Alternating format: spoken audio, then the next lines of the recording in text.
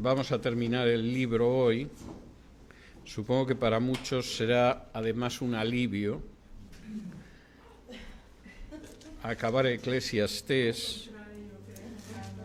Y entonces vamos a ver a alguien que lea en Eclesiastés del capítulo 11, versículo 9, al capítulo 12, versículo 8, y otro que lea del capítulo 12, versículo 9, hasta el final del libro.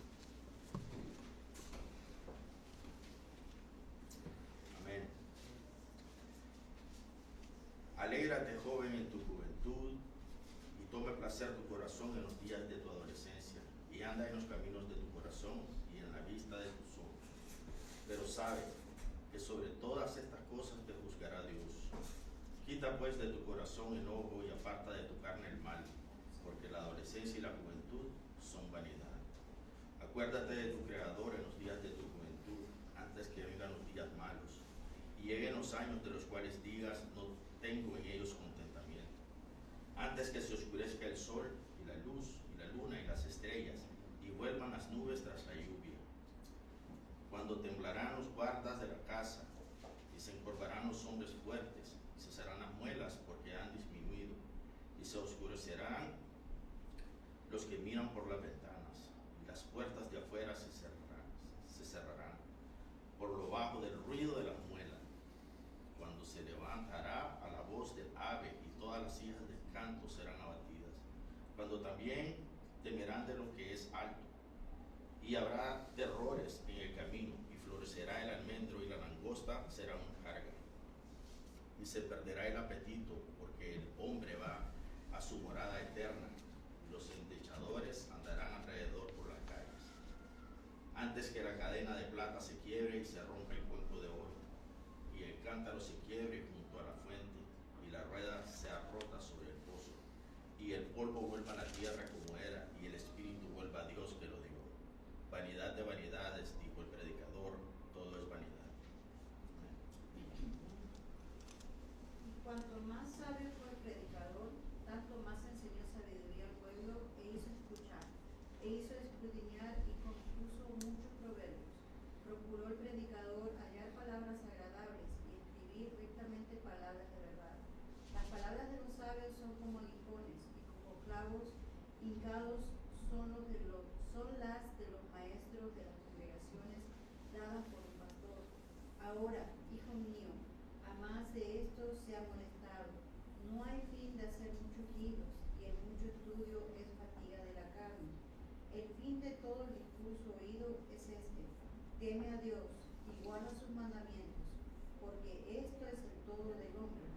Porque Dios traerá toda obra a juicio, juntamente con toda cosa encubierta, sea buena o sea mala. Muy bien. ¿Quiere alguien, por favor, dirigirnos en oración antes de que empecemos el estudio?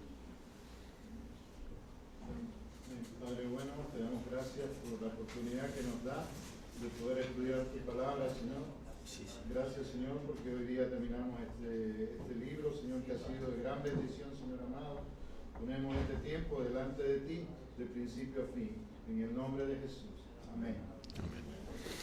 Bueno, pues llegamos finalmente al final de Eclesiastés, y cuando llegamos a esta última sección, Salomón va a levantar algo el velo para que veamos más allá de lo que hay debajo del sol.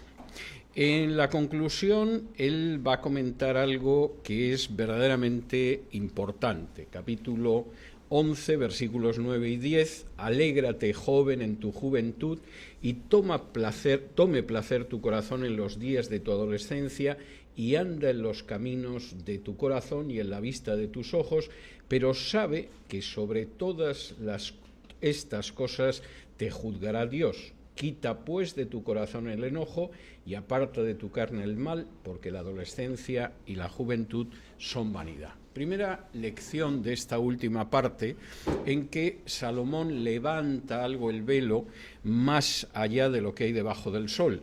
La vida hay que enderezarla desde la mocedad. El término que aquí se traduce como juventud, en realidad no es la juventud, es el estado en el que el niño pasa a ser un adolescente. Estás hablando de esa niña, de ese niño.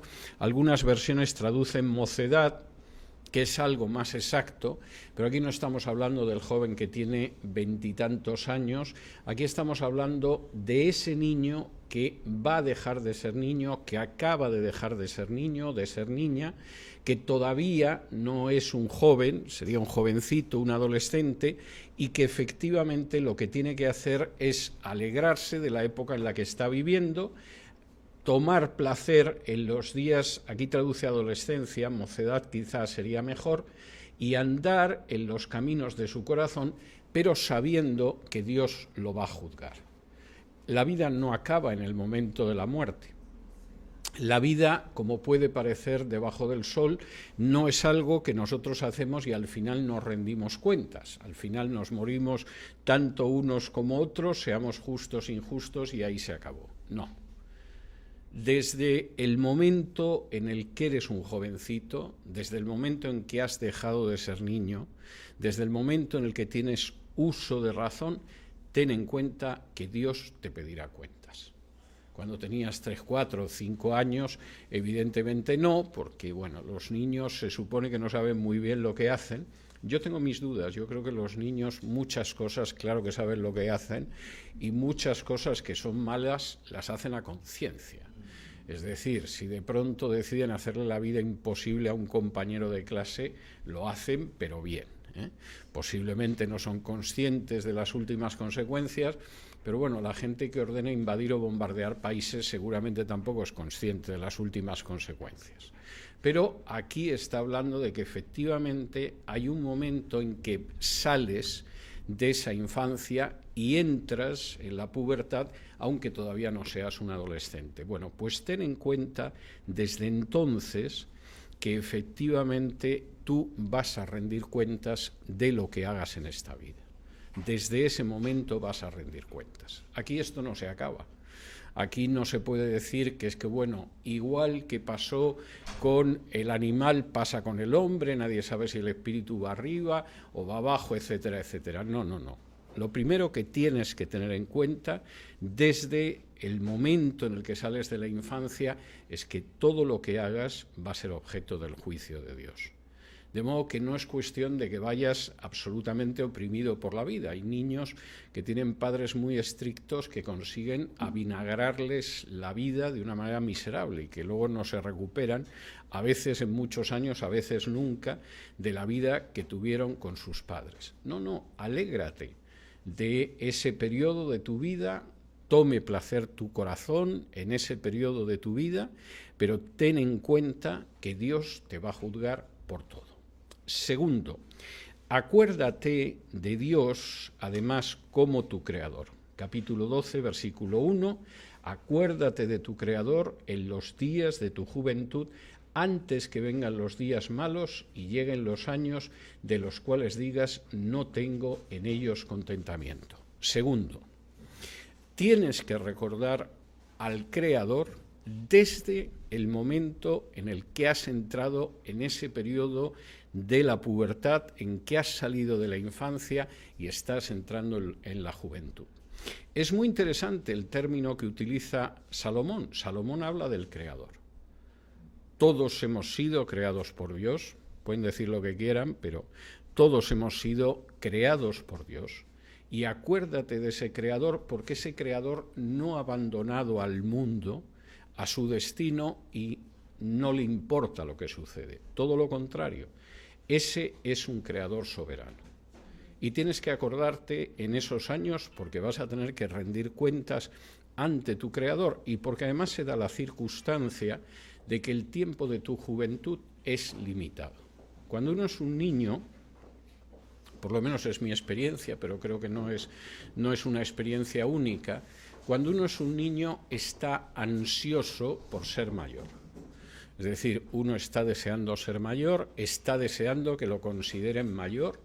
Cuando de pronto se acerca un adulto y te dice, ¿qué mayor está Juanito? Juanito se pone contentísimo porque parece que ya no es un niño, y es habitual que uno tenga que escuchar a un niño decir que ya no soy un niño. Bien, todo eso es normal cuando eres un niño. Pero más vale que te acuerdes de Dios desde ese momento en que estás pasando de la infancia a ser algo que todavía no es un joven, pero se acerca, porque esos momentos no son eternos. Lo que sucede es que efectivamente la vida va pasando y cuando te quieras dar cuenta ya no serás ni un niño, ni un adolescente, ni un joven, y llegarán los años de los cuales digas no tengo en ellos contentamiento y vendrán los días malos. Esto es imposible de aceptar cuando uno es joven. Es más, los años duran una eternidad. Yo me acuerdo cuando era niño y los años se me hacían eternos. Vamos, entre Navidad y Navidad a mí me parecía que había pasado un siglo. Ahora se me pasan los años que no los veo. Es decir, este año se está acabando y parece que el 2024 empezó hace 2 semanas y a la gente de mi equipo, a pesar de que es bastante más joven que yo, les está empezando a pasar lo mismo, señal de que van ya por el camino de la vejez. Y efectivamente esto es así. Acuérdate cuando estás todavía en esa situación porque van a llegar los días malos. ¿Y cómo son los días malos?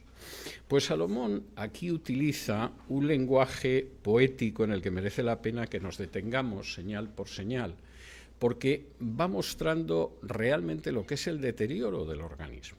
Y es bastante claro. Primero hay días malos, como dice el versículo 1, después, como dice el versículo 2, versículo 2, antes que se oscurezca el sol, y la luz, y la luna y las estrellas, y vuelvan las nubes tras la lluvia. Bueno, aquí va a haber un momento en que muy posiblemente tu vista va a ser peor. Es decir, no es que se oscurezca el sol, la luna y las estrellas, es que vas a ver peor. Y por supuesto en una época como la de Salomón, si además tenías, ya no digo miopía o cualquier otro defecto de la vista, si te salían cataratas acababas ciego.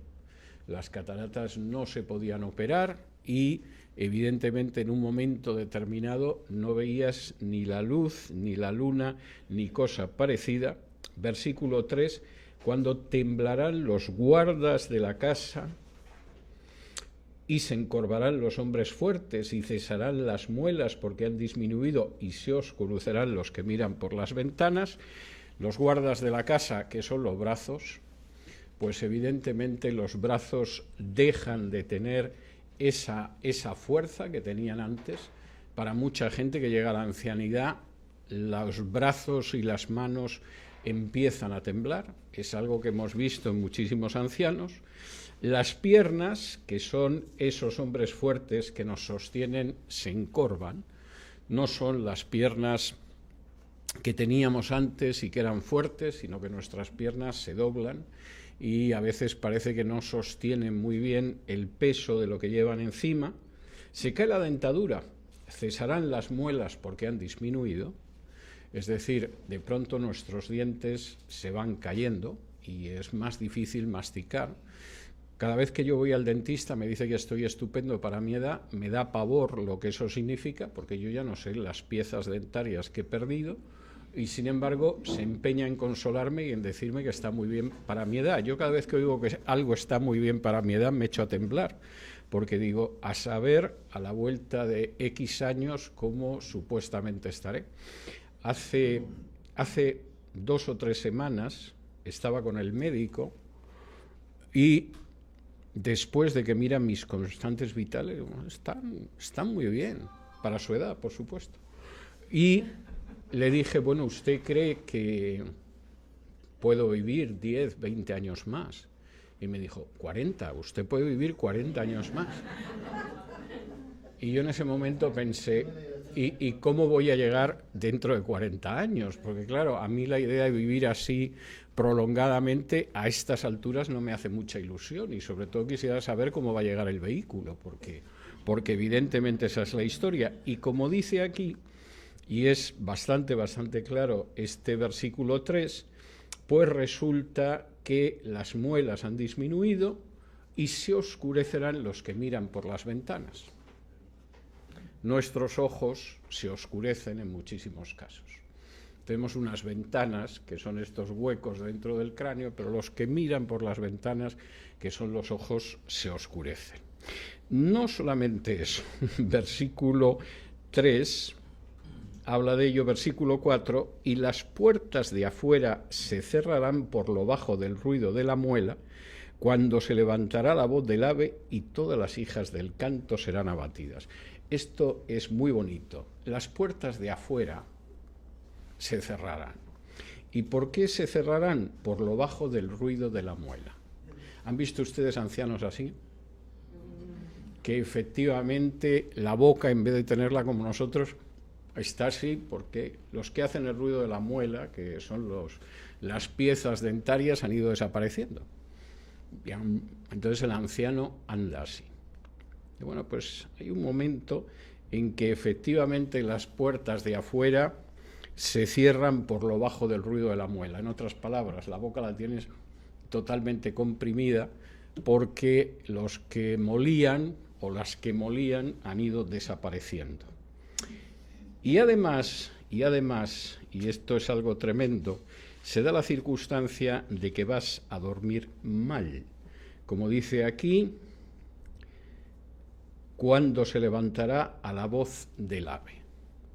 Cuando eres joven duermes como un tronco, los niños igual, parece que puede haber un terremoto, pero duermen de una manera tremenda, pero tú llegarás a un momento en que, pasa un pajarito e inmediatamente te despiertas y luego es difícil volver a conciliar el sueño. De pronto te vas a levantar a la voz del ave, qué tremendo, ¿eh? Pasa y hace... Te despiertas en medio de la noche y se acabó seguir durmiendo. Llegará un momento en que vas a sufrir insomnio y te vas a despertar con cualquier cosa. Y además, y esto qué tremendo es, todas las hijas del canto serán abatidas. Esa voz hermosa, varonil o femenina, que tenías cuando eres joven, a medida que van avanzando los años, se van abatiendo. Es rara la gente que llega a muy mayor y sigue conservando un tono de voz que sea entendible, ¿no? Uno oye más bien esas cosas de, hijo, me acercas las pastillas. Y es totalmente cierto lo que dice Salomón. Va a llegar un momento en que vas a ver cómo efectivamente las puertas de afuera se cierran porque los dientes se han caído, en que vas a tener problemas para no despertarte con cualquier cosa y además tu voz va a caer. No solo eso, versículo 5. Cuando también temerán de lo que es alto y habrá terrores en el camino y florecerá el almendro y la langosta será una carga y se perderá el apetito. Es tremendo, temerán lo que es alto. La gente cuando envejece tiene vértigos.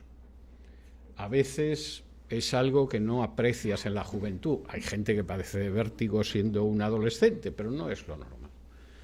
Pero cuando efectivamente avanzamos en nuestro deterioro físico, claro que el vértigo es uno de los problemas. Si es que no tienes vértigo y lo que tienes miedo es de caerte, porque sabes que si te caes va a ser raro que no te rompas un hueso. Y cuando además habrá terrores en el camino, es decir, no te va a agradar viajar por la sencilla razón de que es que piensas lo que puede significar viajar y dices, me quedo mucho mejor en mi casa. No me siento seguro moviendo este cuerpo que se ha ido envejeciendo. Y florecerá el almendro. Si no te quedas calvo como yo, el pelo se te va a poner blanco. Efectivamente se va a poner exactamente como el almendro, es decir, blanco. Tu pelo se pondrá blanco y la langosta será una carga. Vas a tener verdaderamente serios problemas sexuales y perderás el apetito. Esto es un panorama terrorífico, pero se corresponde con realidades. ¿Por qué? Segunda parte del versículo 5. porque el hombre va a su morada eterna y los endechadores andarán alrededor por las calles. Porque en un momento determinado te vas a morir y efectivamente habrá gente que dirá aquello de qué bueno era, etcétera, etcétera, que se suele decir con todos los difuntos, aunque fueran unos verdaderos hijos de Satanás. Y esto sucede, versículo 6, esto te sucederá antes que la cadena de plata se quiebre y se rompa el cuenco de oro, un segundito, y el cántaro se quiebre junto a la fuente y la rueda se rota junto al pozo. Esto sucederá hasta aquel momento en que efectivamente la vida se acabe. Las imágenes de la cadena de plata que se rompe y el cuenco de oro indica el final de la vida, muy posiblemente una referencia al corazón que deja de funcionar y que en un momento determinado, pues ese cuenco de oro que es el corazón no funciona. El cántaro es la misma idea. El corazón hasta ese momento te ha ido bombeando la sangre, la ha ido llevando, se acabó. En un momento determinado el corazón falla y la rueda se ve rota junto al pozo. Hay toda una descripción muy poética, pero no por eso menos terrorífica, que lo que efectivamente es ese deterioro del ser humano. ¿Y qué sucede entonces? Versículo 7. Y esto es algo que hasta ese momento Salomón no había tocado. Cuando sucede eso, cuando después de un proceso mayor o menor, más profundo, menos profundo de deterioro, se da la circunstancia de que morimos, hay gente que ve a un animal muerto y a un ser humano muerto y que dice, no está nada claro que el espíritu del hombre vaya hacia arriba y el espíritu del animal vaya hacia abajo, aquí se han muerto igual. Salomón dice, el polvo vuelve a la tierra como era, pero el espíritu vuelve a Dios que lo dio. Esto no se acaba aquí, no es cierto, como se podría pensar debajo del sol, que lo mismo se muere un animal que un hombre. Ciertamente el cuerpo muere. Ciertamente el cuerpo de un perro o el de un ser humano en un momento determinado se convierten en algo parecido al polvo y regresan al polvo. Pero sí hay una diferencia en el ser humano, y es que el espíritu vuelve al Dios al que lo dio. Vanidad de vanidades, todo es vanidad, que es lo que querría decir. Pero a continuación, en esta idea de acuérdate porque Dios te va a pedir cuentas, porque precisamente por eso cuando estás en la infancia, saliendo de la infancia, deberías tener todo esto en cuenta, porque todo lo que hagas Dios lo va a juzgar, porque al final el espíritu regresa a Dios, no es algo que va a la tierra, como en el caso de los animales.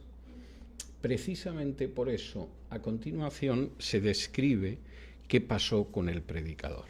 El predicador, que era Salomón, que tuvo una época al final de su vida en que las mujeres paganas que tenía lo llevaron por el mal camino, pero que parece, por lo que indica el libro de Eclesiastés, que en algún momento decidió enmendarse y volver, además mucho más maduro y más sabio, a ese deseo de sabiduría que tenía en su juventud. Y dice lo siguiente que es muy importante. El predicador no dejó de trabajar al final de su vida. Yo hay veces que sinceramente me apetece jubilarme, pero luego me pongo a pensarlo y digo, me voy a morir de asco si realmente dejo de trabajar, porque realmente no sé lo que sería capaz de hacer. Bueno, pues él tenía una idea muy clara, y es que efectivamente no dejó de trabajar. Versículo 9, cuanto más sabio fue el predicador, tanto más enseñó sabiduría al pueblo, e hizo escuchar, e hizo escudriñar, y compuso muchos proverbios. Primera cuestión, el predicador, que ya era un hombre anciano, que recordaba cuando había empezado a ser rey en Jerusalén, que recordaba la enorme vanidad de pretender ser sabio y al final no serlo, que recordaba también la inmensa vanidad de pensar que se podía obtener un placer perfecto en esta vida, cuanto más sabio fue viendo estas cosas, más decidió enseñar sabiduría al pueblo. Y además, enseñar sabiduría al pueblo, esto es muy importante, haciendo que el pueblo no solo escuche, sino que piense. Y esto también es muy importante. La labor del sabio, que efectivamente enseña, intenta, procura, desea que la gente piense. Hay gente que confunde ser un maestro con que yo lanzo desde aquí una serie de cosas, la gente las repite como si fueran loros y entonces me siento muy satisfecho porque fundamentalmente ya repiten lo que yo les he dicho. Pero el sabio nunca actúa así. Ese es un falso sabio. El sabio pretende que la gente reflexione y que sepa lo que hace. Y esto es enormemente importante. No solo quería que la gente escuchara, quería que la gente escudriñara. Si efectivamente lo que nosotros vemos los domingos queda dentro de estas 4 paredes, no hemos avanzado apenas nada. La finalidad de la enseñanza es que todos nosotros sigamos escudriñando, pensando, reflexionando, aprendiendo y avanzando. Que efectivamente la Escritura nos impulse en esa dirección. Y esa es la finalidad de la sabiduría. Si realmente cuando acaba cualquiera de estas exposiciones ustedes salen a la calle, no vuelven a abrir la Biblia en toda la semana, bueno, en el culto que hay a las 12, pero después de eso no la vuelven a abrir en toda la semana, hemos avanzado muy poco. Porque la finalidad del sabio no es transmitirles unos dogmas para que se los aprendan y los repitan como si fuera un mantra de los Hare Krishna, ¿no? Que van tocando el tambor y diciendo Hare Krishna, etc. No. Hay gente que piensa que sí, pero es un gran error. La finalidad del predicador es que ustedes escuchen y, al mismo tiempo que escuchan, lo que hagan sea escudriñar y pensar. Y esto es algo tremendamente importante. El predicador, como además se da la circunstancia de que quería que la gente aprendiera eso, compuso muchos proverbios, versículo 10, y procuró el predicador hallar palabras agradables y escribir rectamente palabras de verdad. La idea es que efectivamente la verdad se transmita. Si no transmitimos la verdad, puede tener una utilidad quizá para nosotros como individuos, pero la estamos cerrando dentro del salero en vez de ser sal para toda la tierra, como quiere nuestro Señor Jesús. Y eso es algo tremendamente importante. ¿Y por qué? Pues porque la verdad guía. Versículo 11. Las palabras de los sabios son como aguijones y como clavos hincados son las de los maestros de las congregaciones dadas por un pastor. Fíjense que las dos imágenes no son agradables, pero son muy prácticas. Que las palabras de los sabios sean como aguijones, ¿a quién le gusta que le claven un aguijón para que vaya caminando, para que no se duerma o para que no se quede parado? A nadie. Pero realmente las palabras de los sabios son como aguijones. ¿A quién le gustaría que le clavaran un clavo, que le hincaran un clavo? A nadie. Pero como clavos hincados son esas palabras de los maestros de las congregaciones. La idea, efectivamente, de la enseñanza es que nos aguijonee y que además se nos quede clavada, como se queda clavado un clavo que clavamos en una puerta o en un muro. Esa es la finalidad de la enseñanza, porque la verdad guía, y es algo muy importante. Ahora bien, esto hay que tomarlo también de una manera correcta. Versículo 12. Ahora, hijo mío, a más de esto sea amonestado, no hay fin de hacer muchos libros y el mucho estudio es fatiga de la carne. No pienses que en esta vida se adquiere toda la sabiduría del mundo. Cuando yo era jovencito tenía la idea bastante estúpida, sobre todo supongo que bastante ingenua, de que no andaba tan lejos de tener la sabiduría completa. Es decir, Evidentemente no la tenía. Pero si me aplicaba y me dedicaba a fondo, esto estaba a pocos años de distancia. Por supuesto, yo estaba muy equivocado. Y aquí el predicador lo recuerda. Mira, te voy a dar una amonestación. No hay fin de hacer muchos libros. La sabiduría está, una parte de la sabiduría está en los libros, pero eso no tiene fin. No creas que porque leas mucho o escribas mucho tienes sabiduría. Estás equivocado. Yo he publicado más de 200 libros y tengo la idea de que estoy más lejos de la sabiduría de lo que yo pensaba cuando tenía 40 y tantos años menos. Solo que entonces no lo sabía y ahora no tengo la menor duda de ello. No hay fin de hacer libros. Te puedes pasar esta vida, la siguiente y otra más, y no acabarías de escribir libros sobre determinados aspectos de la sabiduría. Tenlo en cuenta, hijo mío. Tienes que buscar la sabiduría es útil. El sabio hace un buen papel, hace que la gente no solo escuche, sino que reflexione y piense.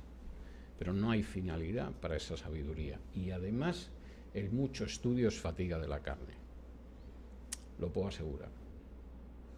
Es decir, aunque estudies mucho, aunque sigas profundizando, es algo fatigado. Hay gente, supongo que por eso tienen cierto éxito, que deciden resumir la vida espiritual en 5 o 6 pavadas. Y digo pavadas porque son pavadas. Es decir, yo conozco predicadores, sobre todo de mucho éxito, que repiten media docena de estupideces, y como efectivamente eso hace que la gente se crea que son sabios si repiten esa media docena de estupideces, tienen un enorme éxito. Cualquiera que piense en ellas con un poco de sensatez y de sentido común se da cuenta que son estupideces, que la vida humana no se puede explicar de esa manera, porque la sabiduría es fatiga de la carne. Pero precisamente porque son estupideces, porque aparentemente las puedes repetir hasta el más tonto, y porque además te han dicho que es la clave de la existencia, tienen un éxito enorme.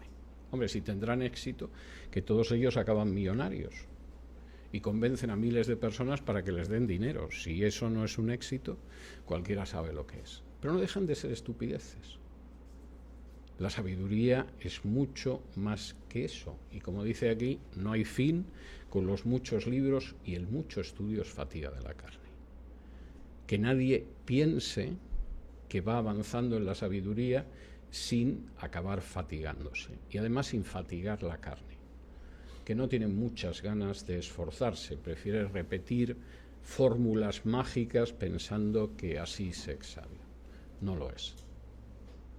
Y todo en esta vida exige un enorme esfuerzo, como no lo va a exigir la sabiduría.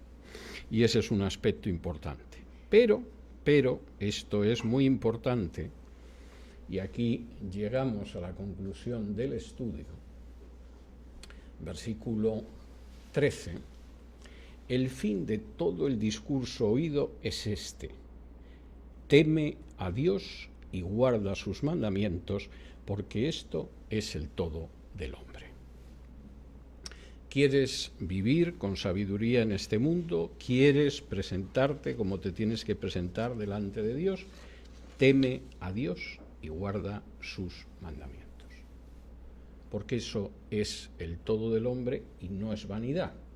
Y además, por otra razón, porque Dios traerá toda obra a juicio, juntamente con toda cosa encubierta, sea buena o sea mala.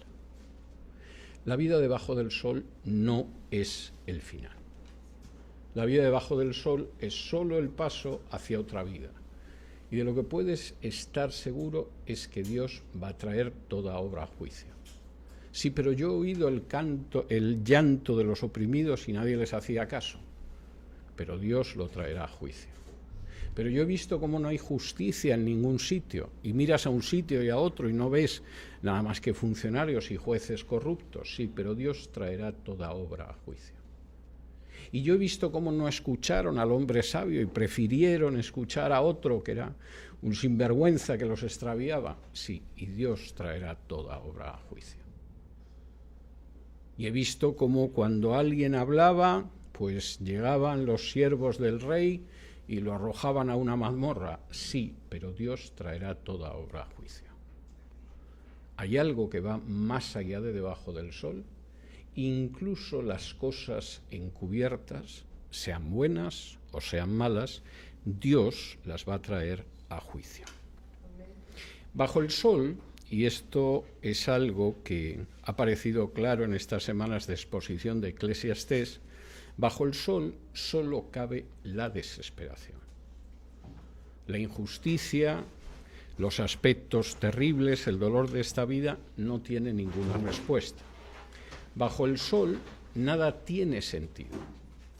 La realidad es que de pronto la vida va de tal manera que no sabemos cómo manejarnos en ella.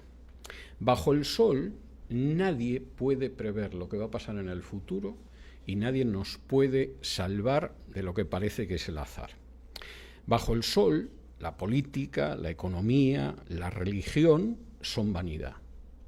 Bajo el sol ni siquiera la sabiduría es sabia.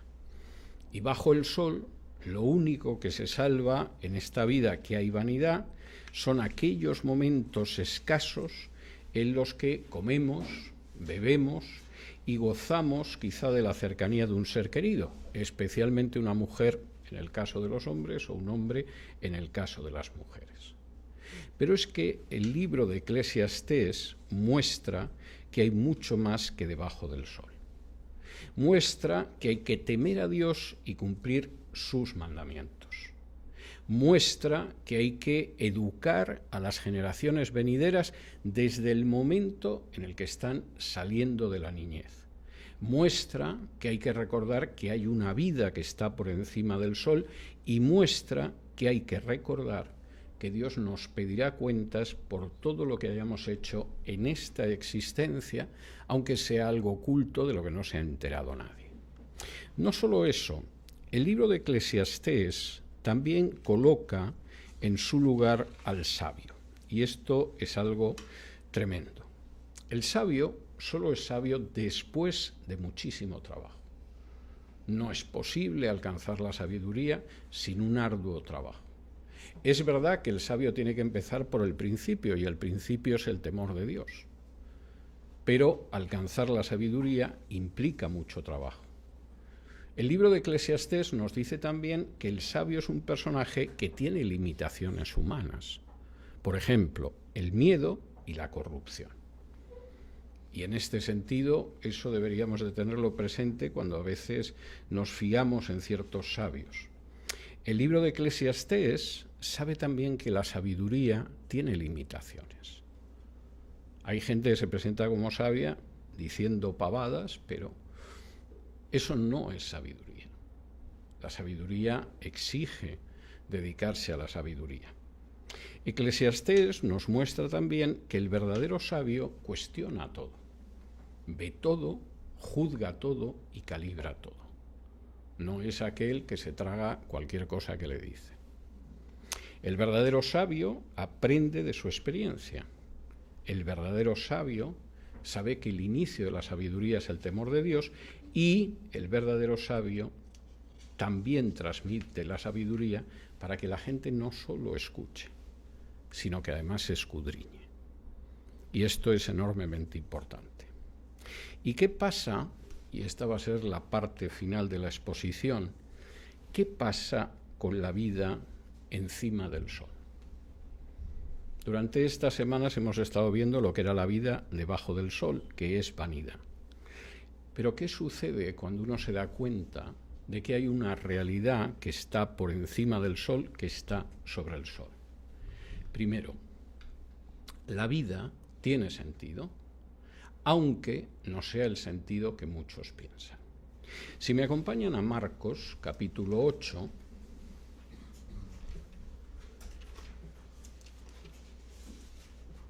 Marcos 8,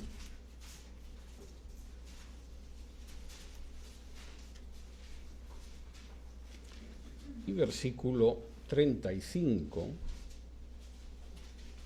dice así. Vamos a leer desde el 34 y dice así. Y llamando a la gente y a sus discípulos les dijo: si alguno quiere venir en pos de mí, niéguese a sí mismo y tome su cruz y sígame. Porque todo el que quiera salvar su vida la perderá, y todo el que pierda su vida por causa de mí y del Evangelio la salvará. Porque ¿qué aprovechará el hombre si ganare todo el mundo y perdiere su alma? ¿O qué recompensa dará el hombre por su alma? La vida tiene sentido, y tiene muchísimo sentido, y tiene un sentido eterno, pero no es el sentido que la gente le da debajo del sol. La vida tiene sentido si uno está dispuesto a jugarse esa vida e incluso a perderla por Jesús y por el Evangelio. Y aquel que no encuentre ese sentido a la vida, lamentablemente de nada le serviría ganar todo el mundo, porque se da la circunstancia de que ganando todo el mundo al mismo tiempo perdería su alma, y no puede dar nada por su alma. De modo que lo que hay por encima del sol nos indica que la vida tiene sentido. También nuestro trabajo y nuestro esfuerzo tiene sentido. Eclesiastés nos ha estado mostrando que de pronto uno se muere y vete a saber quién se lleva aquello que hemos acumulado, y de qué sirve, y cómo hemos perdido el tiempo, y de qué sirve ser el más rico del cementerio, haber trabajado toda la vida y no aprovecharlo. Pero debajo, por encima del sol, sabemos que el esfuerzo y el trabajo tienen sentido. Si me acompañan a Apocalipsis, capítulo 14,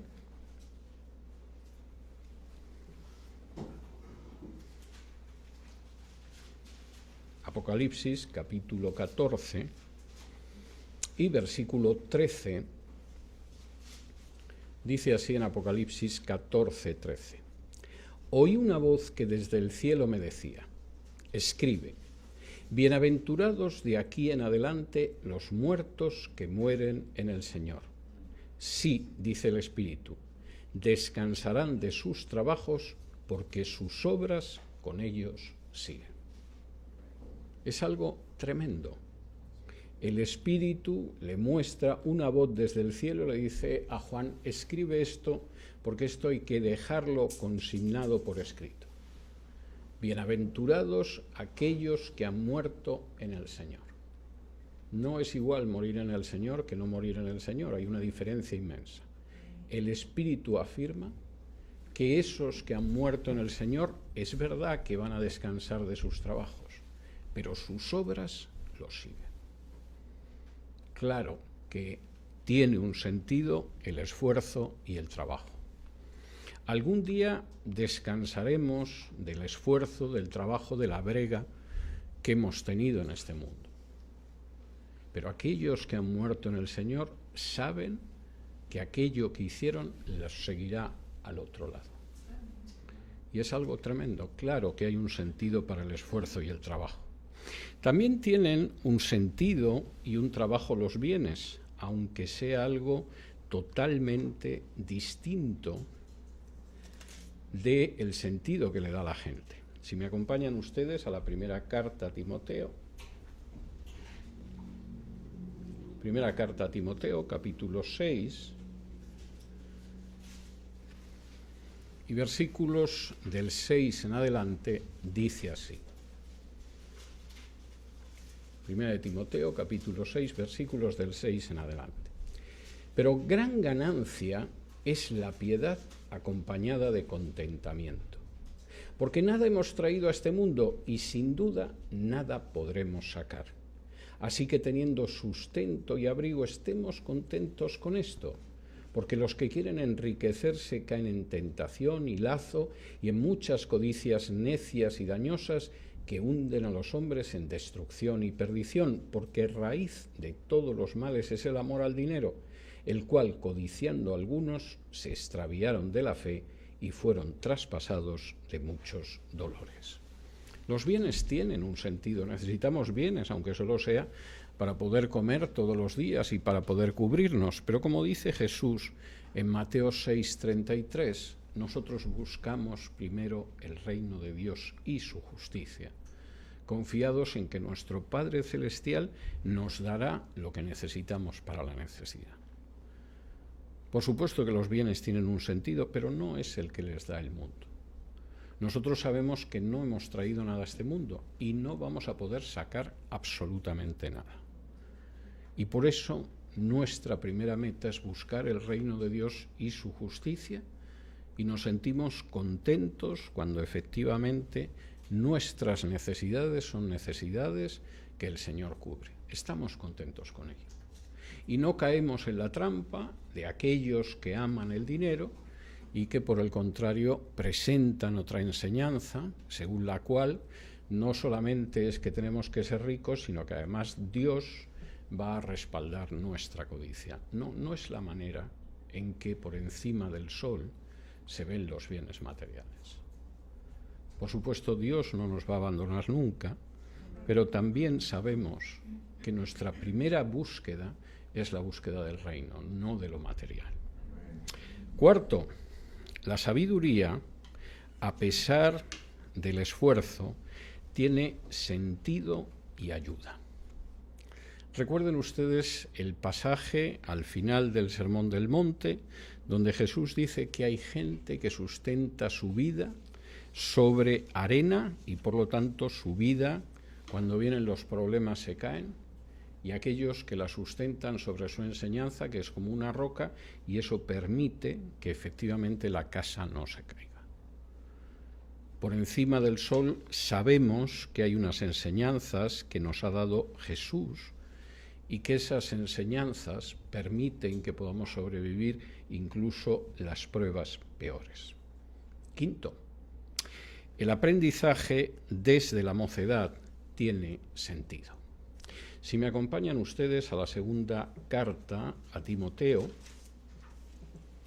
capítulo 3 y versículo 15, Pablo escribe a Timoteo diciéndole algo muy importante que tiene una resonancia de lo que hemos visto hoy en Eclesiastés. 3, vamos a leer desde el versículo 14. Pero persiste tú en lo que has aprendido y te persuadiste sabiendo de quién has aprendido y que desde la niñez has sabido las sagradas escrituras, las cuales te pueden hacer sabio para la salvación por la fe que es en Cristo Jesús. ¿Qué es lo que aprendiste desde la niñez? Las sagradas escrituras. ¿Y qué significan las sagradas escrituras? Que conoces el camino de la salvación y que al mismo tiempo que conoces el camino de la salvación, conoces cómo comportarse cabal y sabiamente en esta vida. No es un camino de necedad y de incertidumbre el que vas a recorrer, porque por encima del sol está ese mensaje de las Escrituras que te ha llegado desde la niñez. Sexto, la injusticia y la maldad tienen sentido. Recuerden ustedes cómo en Daniel, capítulo 2, a Daniel se le anuncia que Dios quita y pone reyes. Lo que sucede en la historia no es una cadena de absurdos que no podemos comprender. Lo que sucede en la historia es algo de lo que Dios tira los hilos. Y de pronto uno dice, ¿y por qué determinados gobernantes caen sobre un pueblo para su desgracia? Pues en no pocas ocasiones para que ese pueblo abandone la idolatría, la codicia, la inmoralidad, la indecencia y se vuelva a Dios. Y cualquiera que lea los profetas lo puede ver. Uno que vaya a Amós, escucha cómo Dios clama a Israel a través de Amós y dice, os envié una sequía y no reaccionasteis. Y vino una invasión y seguisteis sin reaccionar. Y después ha venido la injusticia y no os volvéis hacia mí. Y cuando veo cómo hay gente que espera determinados cambios políticos, pero luego se entrega a la idolatría, y se entrega a la brujería, y se entrega a la inmoralidad, y se entrega a la codicia, Pienso, pueden salir mucho a las calles, pueden dar muchos saltos, pueden protestar mucho y pueden molestar mucho al secretario de Estado de este país. Esa situación seguramente no va a cambiar. Porque el dolor muchas veces es la bocina y el clarín de Dios, que nos está diciendo arrepentíos. Y cuando de pronto la gente persiste en su situación de pecado cada vez más, pues lógicamente no va a venir una bendición de Dios.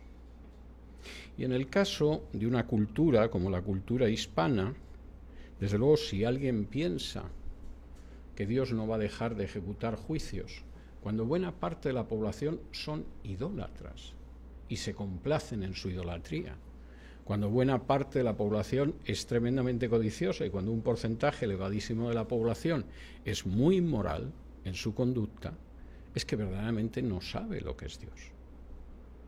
Y me da pena que haya dirigentes cristianos que piensen que el cambio de sociedad va a venir por votar a uno u otro candidato sin darse cuenta de que con determinados pecados encima no es posible concebir la bendición sobre una nación. Y que el mensaje de Jesús, o de Juan el Bautista, o de los profetas, fue arrepentíos. Y no, en vez de votar a Tiberio, votad a ver si viene otro emperador que arregle las cosas. Y eso es tremendo, pero es real. Séptimo, la resistencia frente al mal tiene sentido. Y en ese sentido, aunque bajo el sol la recomendación es no te signifiques, como decía mi abuelita, no te metas en complicaciones, procura que no se te vea por ningún sitio. La Biblia dice que nosotros predicamos el reino, que eso puede provocar situaciones difíciles, pero que nosotros vamos a resistir en ellas. Si me acompañan a Hechos, capítulo 5, y versículo 29, dice así: respondiendo Pedro y los apóstoles dijeron: es necesario obedecer a Dios antes que a los hombres. Y esto es tremendamente claro y tremendamente importante. Nuestra misión es obedecer a Dios antes que a los hombres. Octavo, la muerte tiene sentido. La muerte es terrible, la muerte es cruel, la muerte es dolorosa, pero tiene sentido precisamente porque no toda la vida humana está limitada debajo del sol. Si me acompañan ustedes a Filipenses,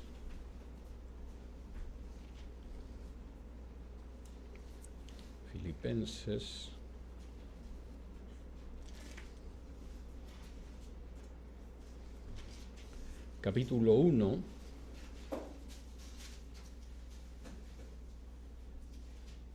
y versículos del 21 en adelante, dice así: porque para mí el vivir es Cristo y el morir es ganancia. Mas si el vivir en la carne resulta para mí en beneficio de la obra, no sé entonces qué escoger, porque de ambas cosas estoy puesto en estrecho, teniendo deseo de partir y estar con Cristo, lo cual es muchísimo mejor, pero quedar en la carne es más necesario por causa de vosotros. La confianza de Pablo, como la de otros cristianos, era que en el momento en el que fallecieran, efectivamente irían a estar con Cristo. Y Pablo decía: yo tengo esa confianza y me gustaría partir y estar con Cristo, pero también reconozco que no es cosa mía.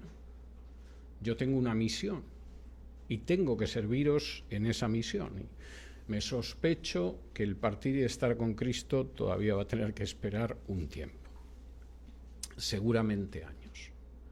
Pero la confianza del creyente es que efectivamente va a partir y a estar con Cristo. Y eso es mucho mejor. Como dice el autor de Eclesiastés, aunque sea de una manera más modesta, a fin de cuentas, cuando uno muere, el cuerpo vuelve al polvo, pero por el contrario, lo que sucede es que el espíritu vuelve con Dios que se lo dio. No solo eso, y esto es muy importante, se da la circunstancia de que sabemos que habrá una justicia que va más allá de debajo del sol. Si me acompañan a la segunda carta a Timoteo, capítulo 4, y versículo 1, dice: te encarezco delante de Dios y del Señor Jesucristo, que juzgará a los vivos y a los muertos en su manifestación y en su reino. Puede que en esta vida pensemos dónde está la justicia, quién llora por las lágrimas de aquellos que no reciben ningún tipo de ayuda, pero habrá un momento en la historia en que, por supuesto, Cristo va a juzgar a los vivos y a los muertos. Y punto final, y esto me parece muy importante, la vanidad va a desaparecer de este universo en el que vivimos. Si me acompañan ustedes al capítulo 8 de Romanos, la promesa de la desaparición de la vanidad aparece expresada de una manera clarísima. Y dice así en Romanos 8 y versículos del 8 en adelante. Romanos 8 y versículos del 8 en adelante. Pues tengo por cierto que las aflicciones del tiempo presente no son comparables con la gloria venidera que en nosotros ha de manifestarse. Porque el anhelo ardiente de la creación es el aguardar la manifestación de los hijos de Dios, porque la creación fue sujetada a vanidad, no por su propia voluntad, sino por causa del que la sujetó en esperanza. Porque también la creación misma será libertada de la esclavitud de corrupción a la libertad gloriosa de los hijos de Dios. Porque sabemos que toda la creación gime a una y aún está con dolores de parto hasta ahora, y no solo ella, sino que también nosotros mismos, que tenemos las primicias del Espíritu, nosotros también gemimos dentro de nosotros mismos, esperando la adopción, la redención de nuestro cuerpo. El universo en el que vivimos fue sujetado a vanidad. Lo que nos ha contado Salomón no es una exageración de un viejo dedicado a elucubrar, es la realidad. Y esa creación, sujeta a vanidad, ansía y gime verse libertada de la esclavitud de corrupción y tener la libertad gloriosa de los hijos de Dios. Y nosotros sabemos que ese día llegará. Y que cuando ese día llegue y se produzca la adopción, la redención de nuestro cuerpo, cuando nosotros recibamos un cuerpo semejante al de Jesús en su resurrección, se habrá producido una liberación de la vanidad para todo el cosmos, para todo el universo. Nadie podrá seguir diciendo como Salomón: Jebel, Jebelín, Jacol, Jebel. Vanidad de vanidades, el todo es vanidad. Porque efectivamente habrá llegado la liberación de los hijos de Dios y con ello la liberación del cosmos de su vanidad. Y mientras tanto, ¿qué hacemos?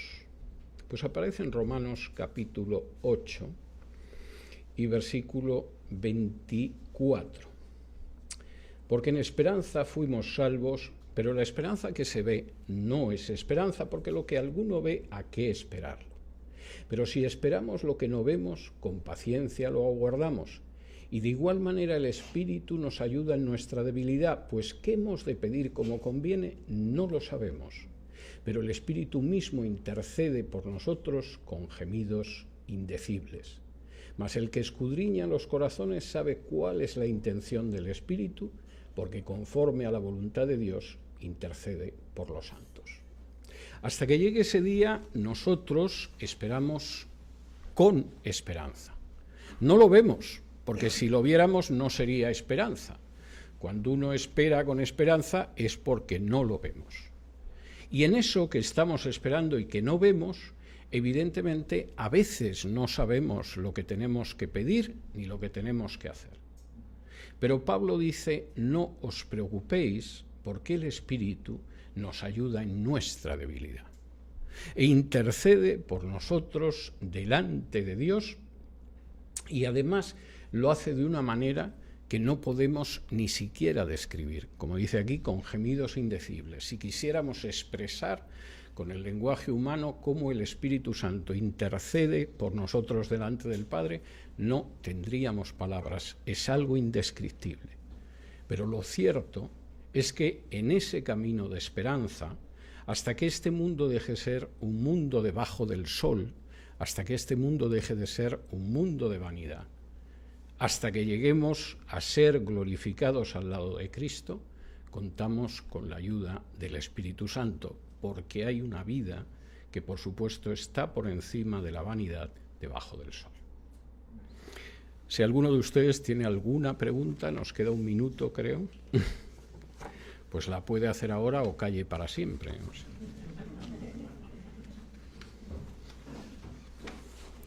Bien, si no hay más preguntas, nosotros hemos terminado Eclesiastés, por si alguno se quedó dormido y no se ha enterado de que era el último estudio, y empezaremos la semana que viene las cartas a los Corintios, que nos van a llevar unos cuantos meses, pero vamos a ir viendo las cartas a los Corintios y vamos a ir viendo mucho de cómo funcionaba la Iglesia primitiva. Muchísimas gracias por todo.